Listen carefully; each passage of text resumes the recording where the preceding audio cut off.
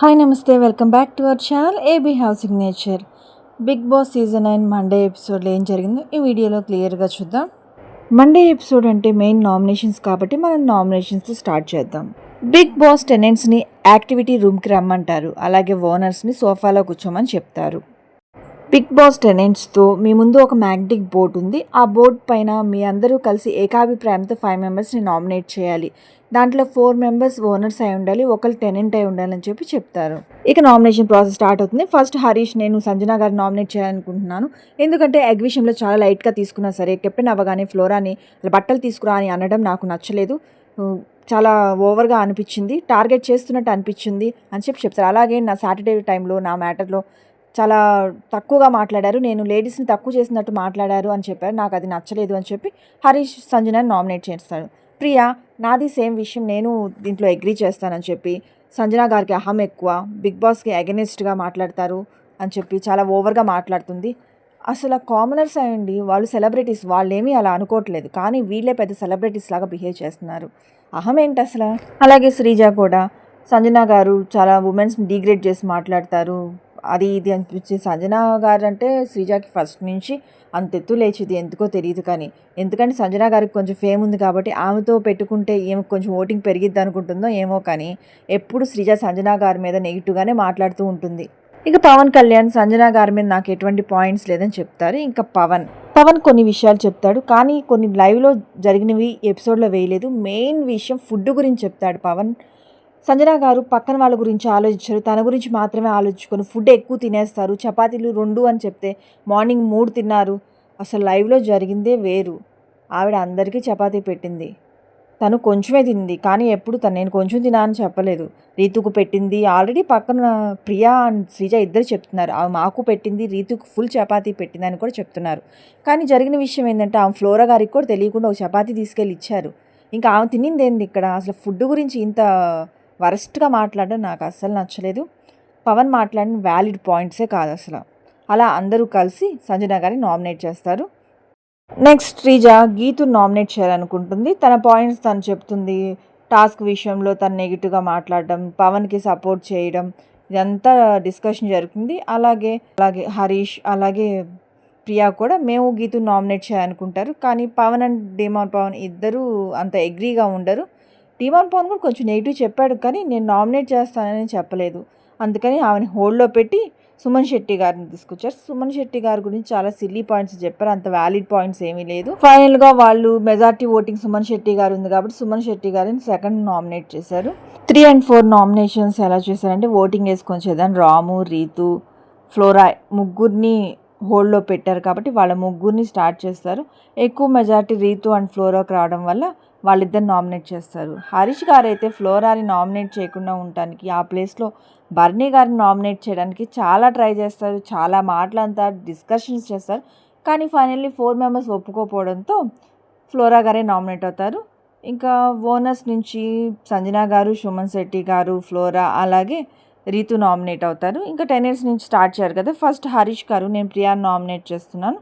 తను ఫుడ్ విషయంలో ఓనర్స్ చూసుకొని తినండి, తక్కువ తినండి అంటే నాకు నచ్చలేదు అని చెప్పి కొంచెం ఓవర్గా కూడా ఉంది తను మాట్లాడే విధానం అని చెప్పి ప్రియాని నామినేట్ చేస్తారు. ఇంకా నేనైతే హరీష్ గారిని నామినేట్ చేస్తాను, ఆయన ఫుడ్ మీద అలిగి తినకపోవడం నాకు నచ్చలేదని చెప్పి ప్రియా హరీష్ని నామినేట్ చేస్తుంది. ఇంకా శ్రీజ అయితే నాకు నలుగురి మీద పాయింట్స్ లేవు, మెజార్టీ వెళ్తానని చెప్పి ప్రియా ఫుడ్ విషయంలో అంటే నాకు నచ్చలేదు, అప్పుడు నేను చాలా హర్ట్ అయ్యానంట. మరి నామినేట్ చేయాలి కదా, హర్ట్ అయినప్పుడు చేయకుండా నేను మెజారిటీ వెళ్తానని ఎందుకు అనడం? ఇది కదా సేఫ్ ప్లే అంటే. పవన్ కళ్యాణ్ హరీష్ని నామినేట్ చేస్తారు. నేను సాటర్డే ఎపిసోడ్లో మీకు నేను సపోర్ట్ చేశాను, కానీ మీరు నేనేం చేయలేదు అని చెప్పి అంటే నాకు నచ్చలేదు అని చెప్పి కొంచెం ఎమోషనల్గా ఏడుస్తాడు. అక్కడ కొంచెం డిస్కషన్ అయ్యి పవన్ కళ్యాణ్ హరీష్ని నామినేట్ చేస్తాడు. ఇంకా డీమాన్ పవన్ హరీష్ మధ్య చాలా గొడవే జరుగుతుంది, డిస్కషన్ జరుగుతుంది, గొడవ జరుగుతుంది. హరీష్ పెద్ద పెద్ద మాటలు మాట్లాడుతూనే ఉంటాడు, చాలా గొడవ జరుగుతుంది. మధ్యలో శ్రీజాకి హరీష్కి మధ్య కూడా చాలా గొడవే జరుగుతుంది. అలా ఫైనల్గా హరీష్ని నామినేట్ చేస్తారు టెనెంట్స్ నుంచి. టెనెంట్స్ నామినేట్ చేయడం అయిపోతుంది.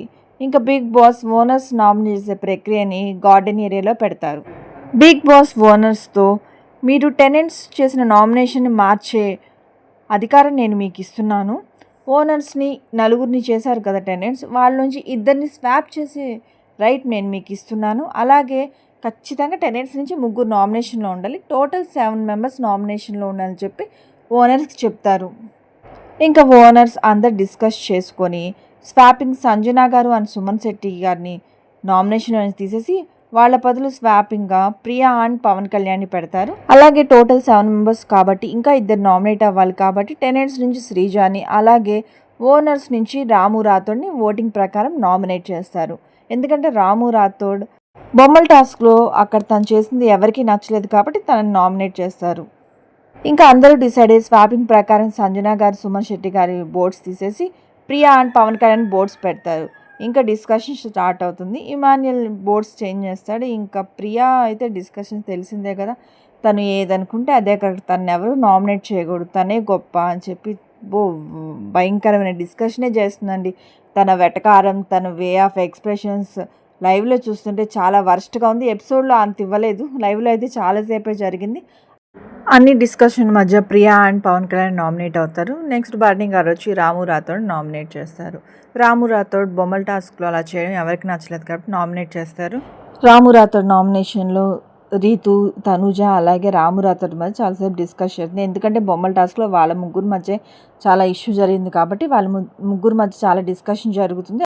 ఫైనల్గా రాము రాథోడ్ నామినేట్ అవుతాడు. సంజన గారు వచ్చి శ్రీజాని నామినేట్ చేస్తారు. ఇక్కడ చాలా డిస్కషన్ గొడవే జరుగుతుంది. శ్రీజ గొంతు తెలిసిందే కదా, చిన్నదాన్నే పెద్దదిగా చూపిస్తుంది. అలాగే తనను నామినేట్ చేస్తే ఊరుకుంటుందా, తన వాయిసే పెద్దగా మాట్లాడుతుంది. అలా గొంతేసుకొని పెద్దగా అరుస్తూ చాలాసేపు డిస్కషన్ జరుగుతుంది. ఫైనల్గా శ్రీజ నామినేట్ అవుతుంది. ఫైనల్గా నామినేషన్ ప్రక్రియ ఎండ్ అవుతుంది. టెనెంట్స్ నుంచి హరిత, హరీష్, శ్రీజ, ప్రియా అలాగే పవన్ కళ్యాణ్ నామినేషన్లో ఉన్నారు. ఓనర్స్ నుంచి ఫ్లోరా సైని, రీతు చౌదరి, రాము రాథోడ్ ముగ్గురు నామినేషన్లో ఉన్నారు. కెప్టెన్ కాబట్టి డెమాన్ పవన్కి బిగ్ బాస్ ఒక పవర్ ఇస్తారు. నామినేషన్లో ఉన్న వాళ్ళలోంచి ఒకరిని సేవ్ చేయమని చెప్తారు.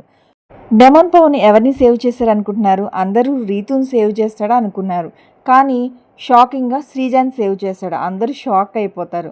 ఫైనల్గా నామినేషన్లో ఉన్నది ఓనర్స్ నుంచి రీతు చౌదరి, ఫ్లోరా సైని, రాము రాథోడ్. టెనెంట్స్ నుంచి హరిత, హరీష్, ప్రియా అలాగే పవన్ కళ్యాణ్.